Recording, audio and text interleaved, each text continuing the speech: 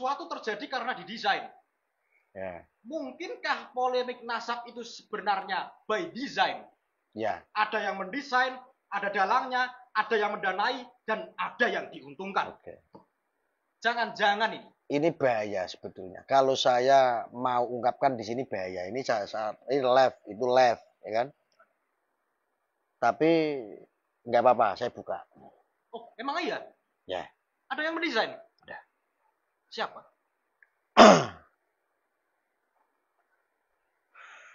Saya takut untuk menyampaikan siapa dalangnya yang membuat big design itu siapa, saya nggak tahu. Cuman saya sedikit buka. Konsep ini dilakukan oleh bangsa Rohingya. Rohingya? Ya. India? Ya. Sukses polemik itu diciptakan di sana. Sekarang diterapkan diadopsi di Indonesia. Rohingya itu kan negaranya bubar. Pengusiran-pengusiran terjadi. Soal etnis.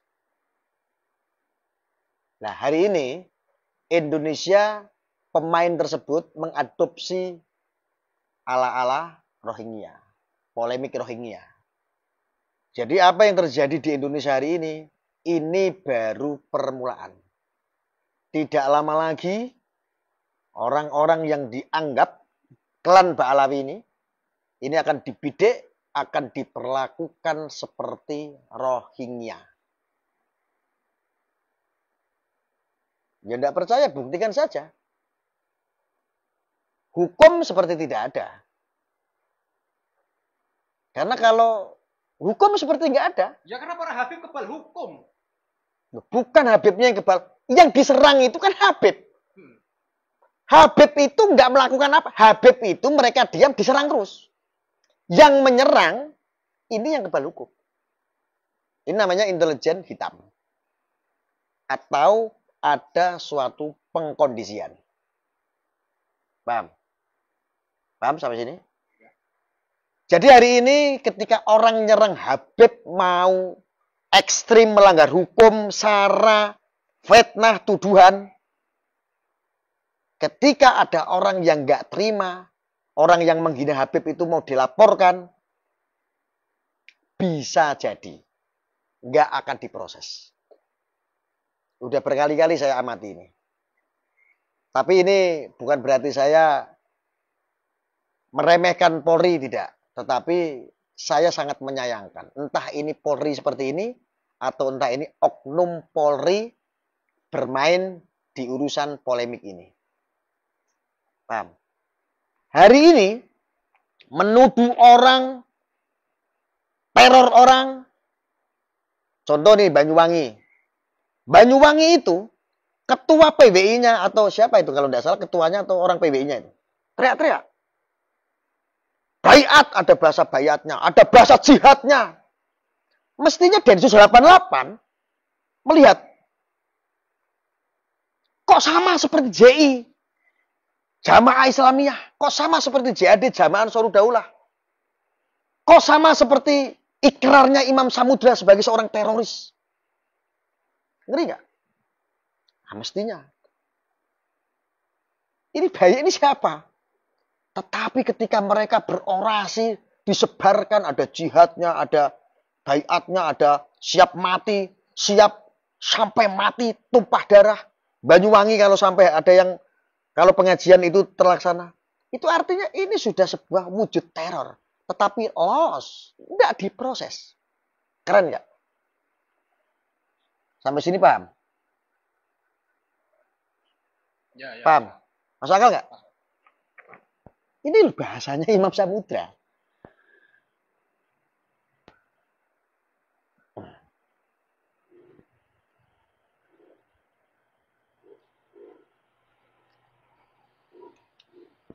Nah ini yang disebut intelijen hitam. Ini yang disebut intelijen hitam. Lalu yang terakhir, jadi kamu jangan kaget, ini sebetulnya saya nggak mau buka. Yang terakhir, ini bukan hanya sekedar asumsi, saya di dunia itu soalnya. intelijen saya mungkin kata orang-orang di atas sana ya masih di atas rata. Ya. Tapi ini perlu saya sampaikan. Ya kalau saya intelijensi saya nggak di atas rata-rata, saya nggak dipakai oleh negara. Artinya, walaupun ini ada politik di atas, ini akan mengorbankan orang-orang yang di bawah yang begitu banyak umat. Salah satunya adalah Nahdlatul Ulama yang akan menjadi dampak imbasnya. Pecah, bubar, pecah belah. Saya itu baru tahu ada seorang organisasi di Demak contohnya. Demak. Namanya Sarip. Orang Tegal. Bisa sok gagah begitu di PCNU. Masuk kandangnya orang, gebrak-gebrak saya naik dewe. Bukan gebrak meja, bukan sih. Gebrak-gebrak nada bicaranya. Baru ini. PCNU itu seperti seolah-olah itu rendah. Padahal itu kan NU. Hanya posisinya ada di cabang. Cabang kabupaten. Loh mohon maaf. Ya dipimpin oleh Sarip Tegal itu. Itulah sekarang kemarin sore. Ormas baru kemarin. Entah perizinannya ada atau enggak. Saya belum tahu itu. Tapi faktanya. Berani ke PCNU. Masuk kandang. Dan itu kandang kelahiran saya. Demak. Keren enggak? Keren loh. Begitu luar biasanya. Padahal apa yang dilakukan oleh ketua PCNU Demak itu sudah benar. Menghimbau untuk para banomnya, untuk para pengurus-pengurusnya, anggota-anggota NU-nya. Kalau kata-katanya kan begini.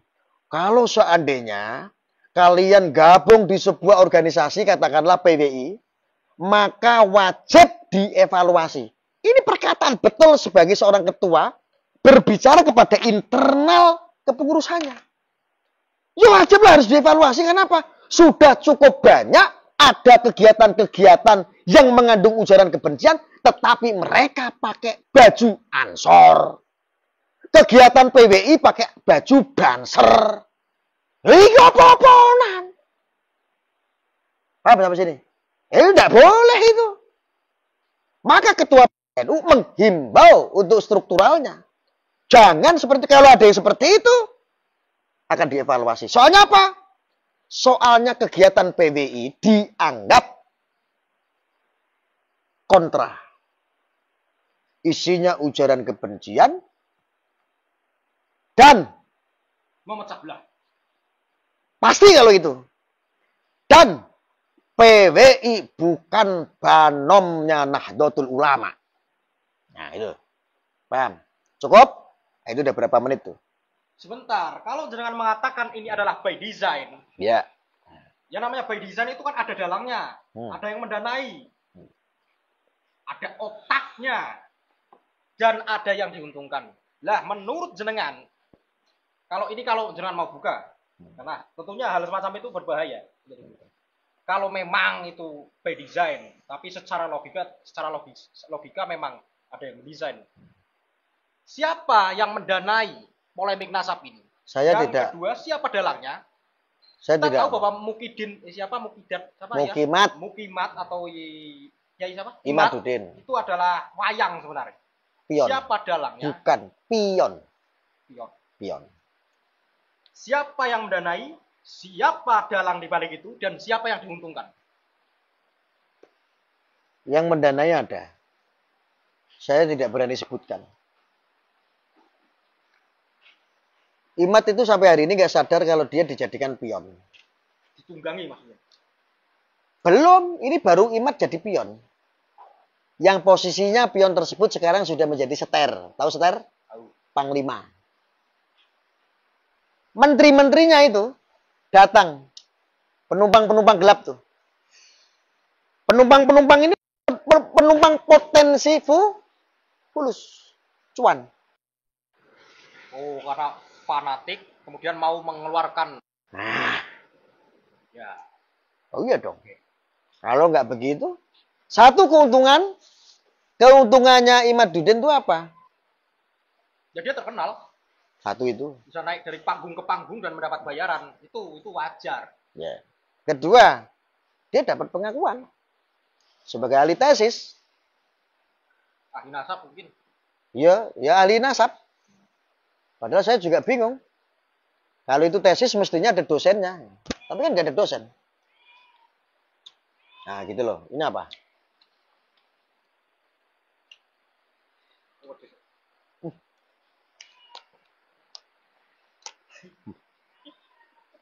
Pedes. Oke? Yang diuntungkan siapa? Orang-orang yang menumpang, orang-orang yang pengen viral, dan orang-orang yang butuh pengakuan. Ya enggak dong.